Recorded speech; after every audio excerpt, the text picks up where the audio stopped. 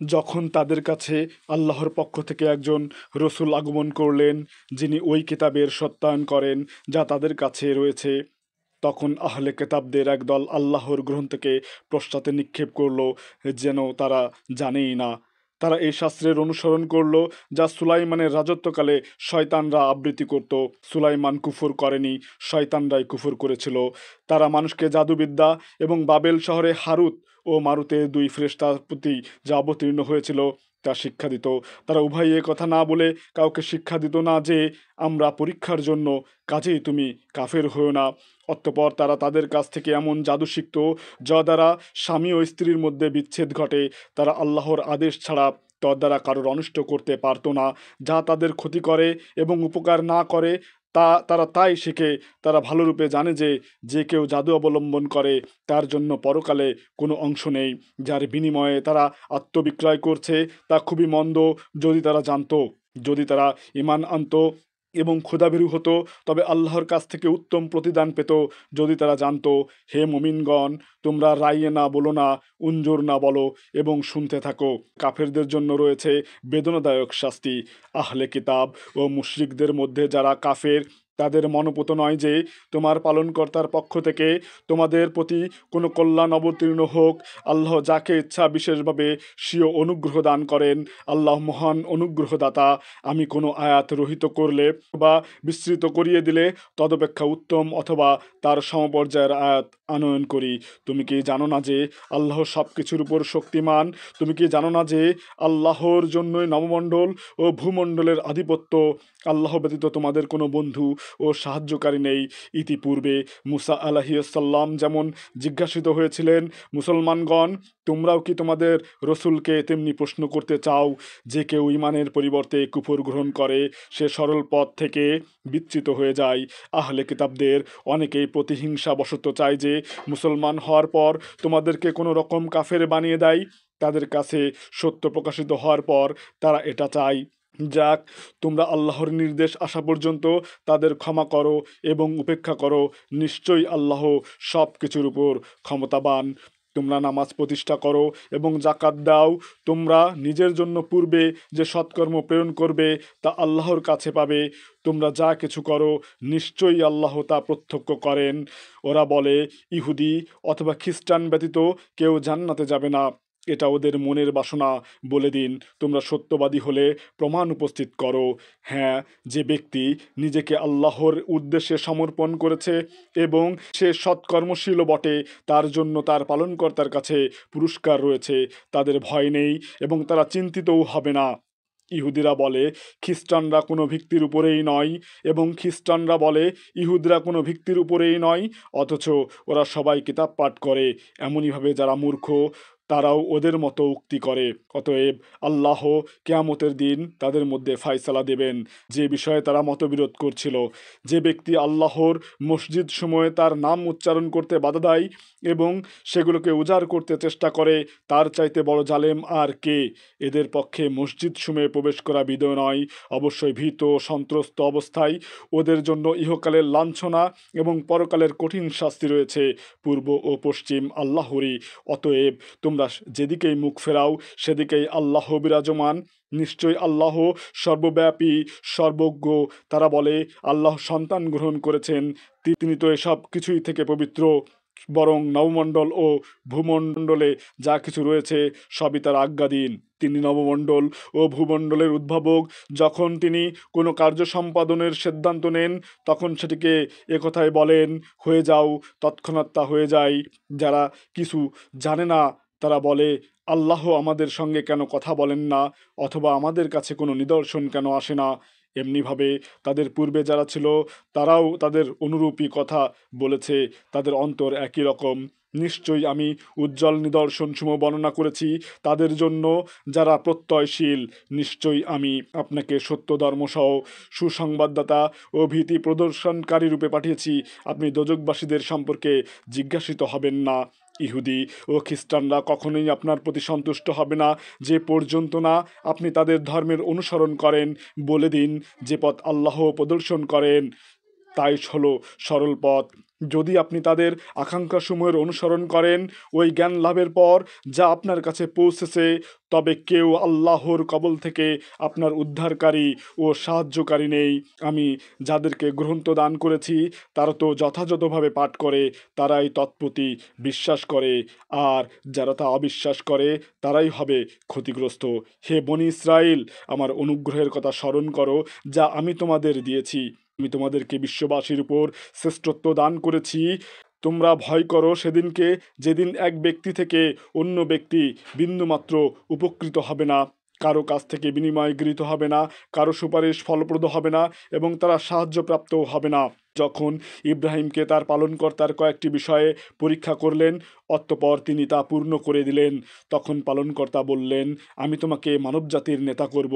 তিনি বললেন, আমার বংশধর থেকেও।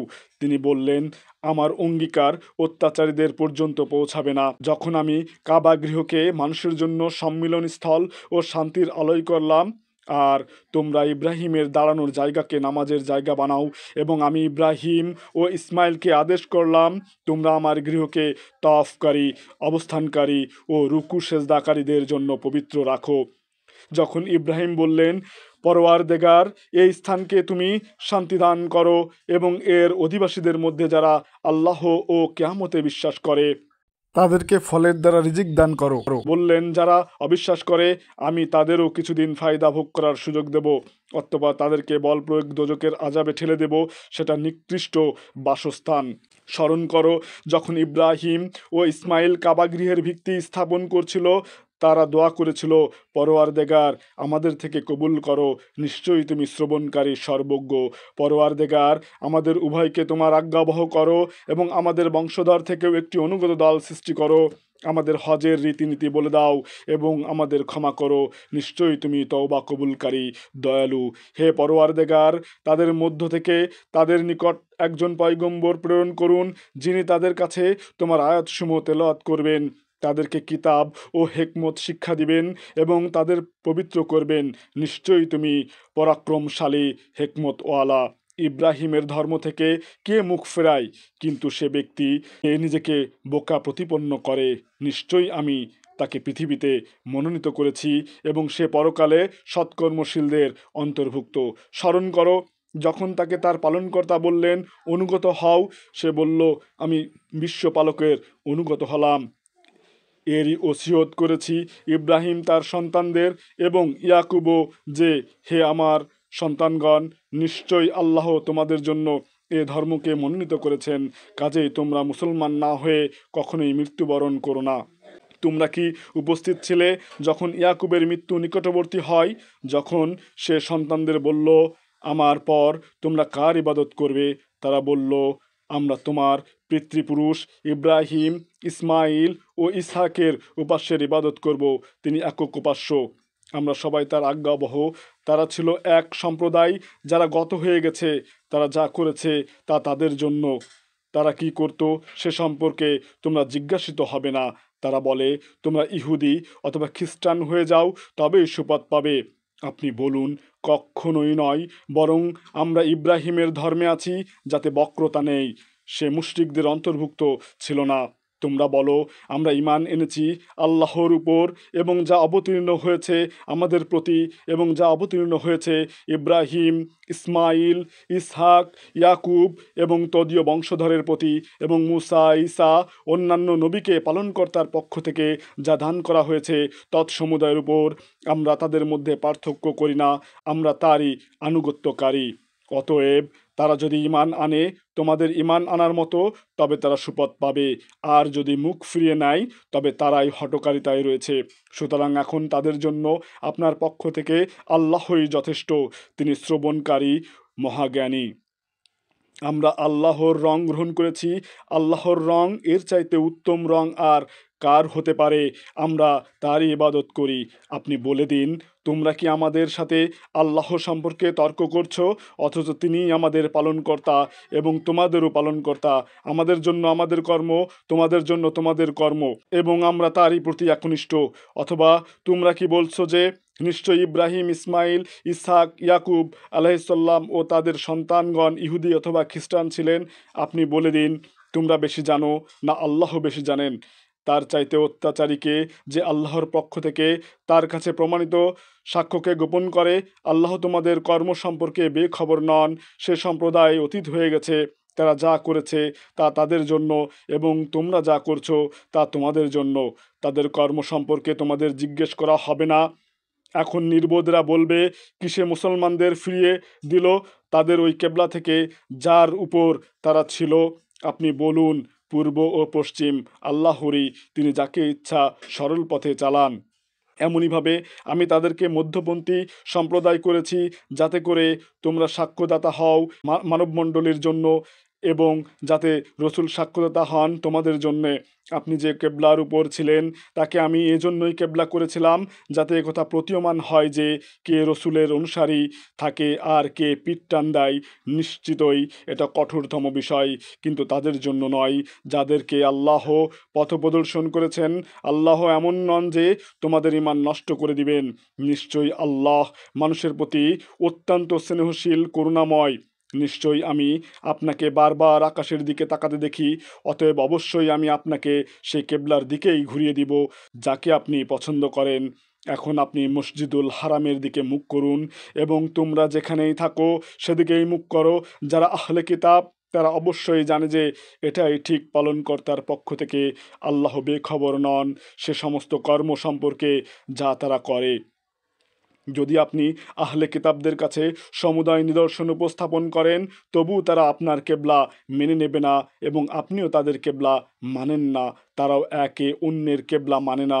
যদি আপনি তাদের বাসনার অনুসরণ করেন সে জ্ঞান লাভের পর যা আপনার কাছে পৌঁছেছে, তবে নিশ্চয়ই আপনি অবিচারকারীদের অন্তর্ভুক্ত হবেন। আমি যাদেরকে কিতাব দান করেছি তারা তাকে চেনে, যেমন করে চেনে নিজেদের পুত্রদেরকে। আর নিশ্চয়ই তাদের একটি সম্প্রদায় জেনে শুনে সত্যকে গোপন করে। বাস্তব সত্য সেটাই যা তোমার পালনকর্তা বলেন। কাজেই তুমি সন্দিহান হও না।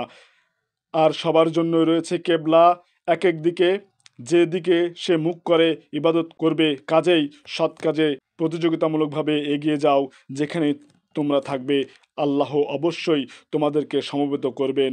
নিশ্চয়ই আল্লাহ সর্ববিষয়ে ক্ষমতাশীল। আর যে স্থান থেকে তুমি বের হও, নিজের মুখ মসজিদুল হারামের দিকে ফেরাও। নিঃসন্দেহে এটাই হলো তোমার পালনকর্তার পক্ষ থেকে নির্ধারিত বাস্তব সত্য।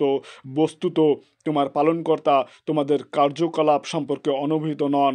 আর তোমরা যেখানেই থেকে বেরিয়ে আসো এবং যেখানেই অবস্থান করো সেদিকেই মুখ ফেরাও, যাতে করে মানুষের জন্য তোমাদের সাথে ঝগড়া করার অবকাশ না থাকে। অবশ্যই যারা অবিবেচক তাদের কথা আলাদা, কাজেই তাদের আপত্তিতে ভীত হও না। আমাকেই ভয় করো, যাতে আমি তোমাদের জন্য আমার অনুগ্রহ সমূহ পূর্ণ করে দেই, এবং তাতে যেন তোমরা সরল পথ প্রাপ্ত হও।